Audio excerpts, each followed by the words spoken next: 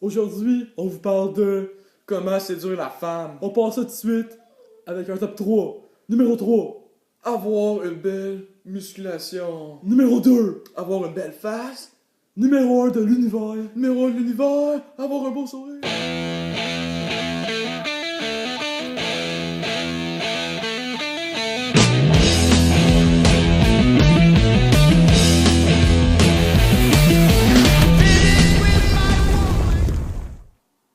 Vous pensez qu'il y a des sous de vous brosser les dents pour garder une belle santé dentaire? Mais vous vous trompez tous, parce que la nutrition joue un rôle majeur dans notre santé dentaire. Il est important de bien se nourrir pour avoir une meilleure santé dentaire. Tout le monde au long de sa vie a déjà eu une carie. Mais savez-vous que les caries touchent les personnes de tous âges, les jeunes enfants, les adolescents et les vieilles personnes. Mais il faut éviter la carie en ayant une bonne hygiène dentaire et en avoir une bonne nutrition. Vous voyez, la nutrition a un impact direct sur les dents. La principale cause de la carie dentaire, c'est le manque de salive dans la bouche. Que pouvons-nous faire pour éviter un manque de salive dans notre bouche? Dans le fond, il y a deux petits trucs. On peut manger de la gomme sans sucre. Ça permet à notre bouche de refaire sa salive. Puis en même temps, ça enlève les résidus de nourriture dans notre bouche. Sinon, on peut espacer nos repas par jour.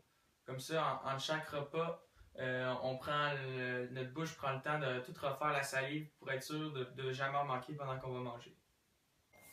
Il y a aussi certains éléments qui sont réputés pour nous donner une mauvaise haleine, comme l'ail, L'alcool, le fromage le café, et les charcuteries. les anchois.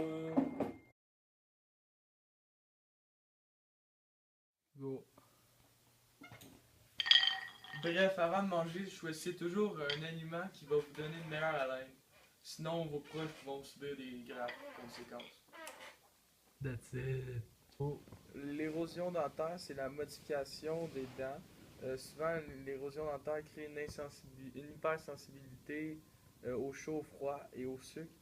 Plusieurs aliments qui créent l'érosion dentaire, c'est les aliments acides, comme exemple les boissons gazeuses, les fraises, les pommes, le fromage blanc, et aussi le vin et le jus d'orange. Bonjour, maintenant dans l'entrevue avec Dr Annie Marleau, chef de la division dentaire à l'hôpital pour enfants de Montréal. Première question pour vous, Mme Marleau. Quelle est la cause de carie? OK. Pour avoir une carie sur une dent, ça prend quelques facteurs. Premièrement, ça prend une dent susceptible à la carie.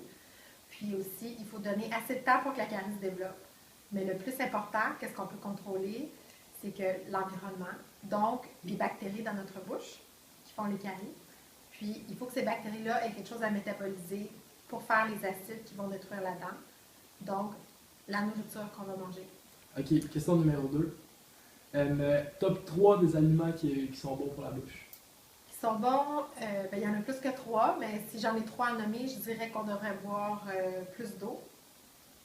Je dirais que si on buvait plus d'eau, ça serait vraiment bien.